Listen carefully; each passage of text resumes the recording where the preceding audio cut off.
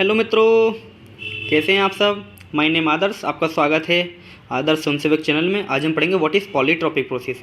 इससे पहले हमने पढ़ लिए एडियाबेटिक, आइसोबोरिक, आइसोथर्मल और आइसेंट्रोपिक की वीडियो मैं अलग से बनाऊंगा, बताइए आपको, है ना, वो देख लेना, उसमें प्लेलिस्ट में आपको दिख जाएगी। तो हमने 4 प्रोसेस पढ़े थे, आइसोथर्मल, आइसोकोरिक, एडियाबेटिक और आइसोबोरिक।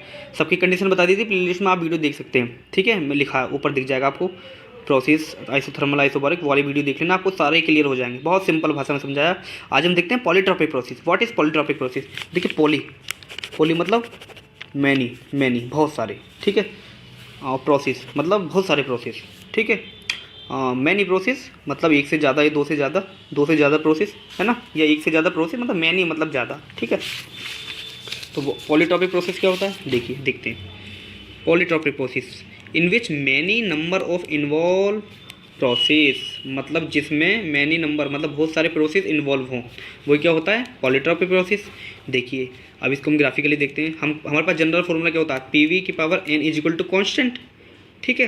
अब ये एन की पावर तय करती है कि बाकी के प्रोसेस क्या होंगे, एन की पावर तय करती है, ठीक है। मान लीजिए पहली कंडीशन एन इक्वल टू 0 है, N equal to 1, N equal to infinity, N equal to gamma भी रखते हैं। गामा की वैल्यू क्या होती है, 1.4, ठीक है। तो यहाँ पर एन की वैल्यू तय करेगी कि कौन सा प्रोसेस होगा, है ना।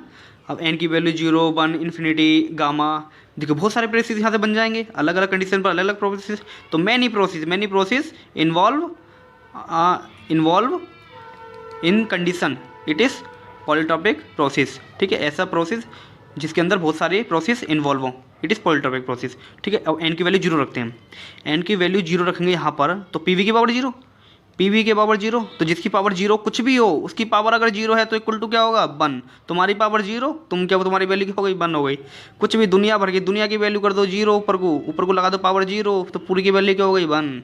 किसी की पावर 0 हो तो वैल्यू क्या होगी, 1 होगी। तो इसकी वैल्यू क्या हो गई, 1। तो प्रेशर बचा, प्रेशर क्या होगा, कांस्टेंट। अब जो प्रेशर कांस्टेंट होता है वो क्या होता है, आइसोबारिक। मैंने वीडियो सबके बनाई है बहुत सिंपल भाषा में, आप देख सकते हैं प्लेलिस्ट में जाकर के, आपको दिख जाएगा, ठीक। पहली कंडीशन समझ में आई।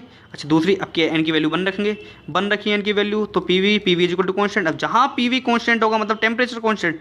अरे P V is equal to constant है, मतलब पी वी बराबर क्या होता है, N R T, P V बराबर एन आर टी। अब पी वी कॉन्स्टेंट, एन भी कॉन्स्टेंट होता है, आर की वैल्यू कॉन्स्टेंट होती है, बचा के temperature also constant. P V constant मतलब टेम्परेचर कॉन्स्टेंट मतलब पी वी कॉन्स्टेंट, ठीक है। ओके, तो वो क्या होगा, आइसोथर्मल प्रोसेस, हमने बताया ये आपको। आपके एन की इन्फिनिटी रख दी, तो पी वी की power infinity equal to constant. अब इन्फिनिटी, ठीक है। अब इसको कैसे सोल्व करते हैं, हम 1 इन्फिनिटी से भाग कर देते हैं, मतलब पावर चढ़ा देते हैं, पावर, ठीक है। अरे पावर कर देते हैं, जैसे स्क्वायर चढ़ाते हैं ना, ऐसी इन्फिनिटी कॉन्स्टेंट की चढ़ाएंगे तो कोई इफेक्ट थोड़ी पड़ेगा इस पर। इधर 1 इन्फिनिटी लगा दी हमने, तो प्रेशर की पावर 1 इन्फिनिटी, प्रेशर की पावर 1 इन्फिनिटी, ठीक है। और इधर तो इन्फिनिटी है ही वॉल्यूम में, इन्फिनिटी से क्या हो जाएगी, भाग हो जाएगी, 1 इन्फिनिटी इक्वल टू कॉन्स्टेंट। तो ये इन्फिनिटी से इन्फिनिटी कैंसिल हो जाता है, बचता क्या है, वॉल्यूम। और 1 इन्फिनिटी इक्वल टू क्या होता है, 0 होता है। तो पी की पावर क्या गई, 0, और इस किसी की भी पावर 0 हो, मान क्या होता है, 1, वॉल्यूम बचा, वॉल्यूम कॉन्स्टेंट। ओके, इसका मतलब पी वी और वॉल्यूम की पावर क्या है, इन्फिनिटी इक्वल टू कॉन्स्टेंट है, इसका मतलब क्या है, वॉल्यूम कॉन्स्टेंट, तो आइसोकोरिक प्रोसेस, ठीक है। अच्छा, गामा की वैल्यू क्या होती है, 1.4, क्योंकि gamma is equal to C P upon C V, और सी पी और सी वी की वैल्यू रखते हैं, ठीक है। सीपी और सीवी की वैल्यू और भी कांस्टेंट होते हैं, उनकी वैल्यू बहुत इंपॉर्टेंट होती है, पता नहीं होती है, उन सब की मैंने वीडियो बनाई है, आप देख लें प्लेलिस्ट में जा करके। Some constant value CP CV ऐसे करके मैंने लिख रखा, आप देख सकते हैं। तो 1.4 आती है, ठीक है।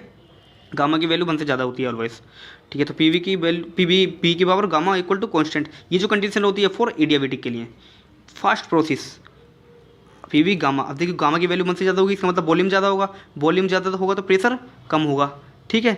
अब देखिए, पी वी कॉन्स्टेंट और पी वी कॉन्स्टेंट, तो दोनों में क्या डिफरेंस है, मैंने पहली वाली वीडियो में बता रखा है कि ग्राफ की पहचान हम कैसे करेंगे, मैंने बता रखा है। प्रेशर जिसका कम होगा वो एडियाबेटिक होगा, और प्रेशर जिसका ज़्यादा होगा वो आइसोथर्मल प्रोसेस होगा, ठीक है। ये देखिए, एन की वैल्यू 0 रखी तो आइसोबारिक, एन की 1 रखेंगे तो आइसोथर्मल, इन्फिनिटी पे आइसोकोरिक, और गामा पे एडियाबेटिक, ठीक है।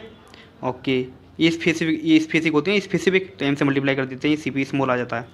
सब मैंने बता रखा है, कैपेसिटी में आप देखेंगे वीडियो में, प्लेलिस्ट में सारी वीडियोज़ हैं, पूरा सिलेबस मैंने अपलोड कर रखा है, ठीक है। यूनिट 1 का थर्मोडायनेमिक्स में देखिए, प्रेशर है, ये वॉल्यूम है, प्रेशर कांस्टेंट है। प्रेशर कांस्टेंट कब होता है, एन इक्वल टू 0 पर, तो ये आइसोबारिक प्रोसेस वाला।